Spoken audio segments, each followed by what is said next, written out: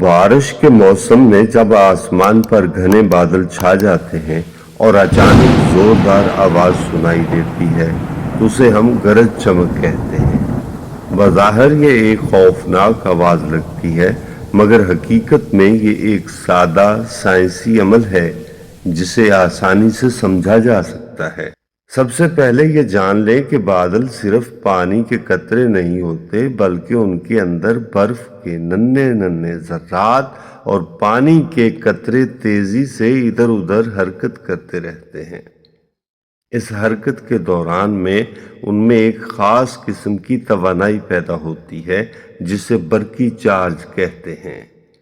آہستہ آہستہ بادل کے کچھ حصے مثبت اور کچھ منفی چارج سے بھر جاتے ہیں۔ جب یہ چارج بہت زیادہ جمع ہو جاتا ہے تو وہ ایک جگہ نہیں رہتا۔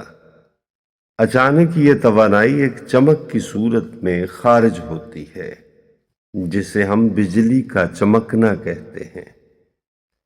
یہ چمک کبھی بادل کے اندر ہی رہتی ہے اور کبھی زمین کی طرف بھی آتی ہے۔ اب اصل سوال یہ ہے کہ گرج کی آواز کیوں آتی ہے؟ جب بجلی چمکتی ہے تو اس کے راستے میں موجود ہوا ایک لمحے میں بہت زیادہ گرم ہو جاتی ہے، اتنی گرم کہ عام تصور سے بھی زیادہ گرم۔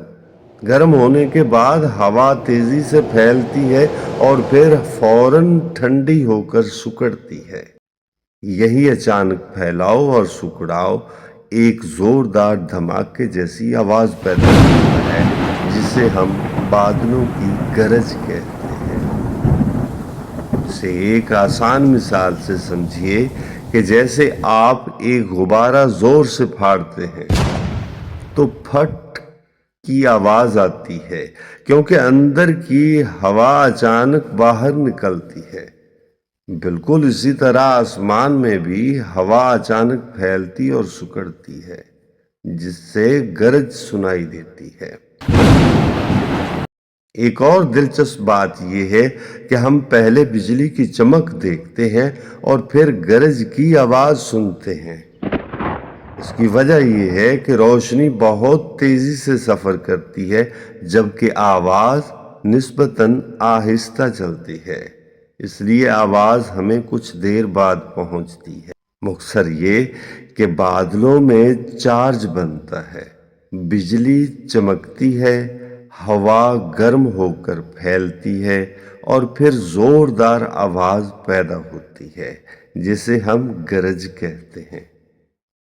یہ ایک قدرتی عمل ہے۔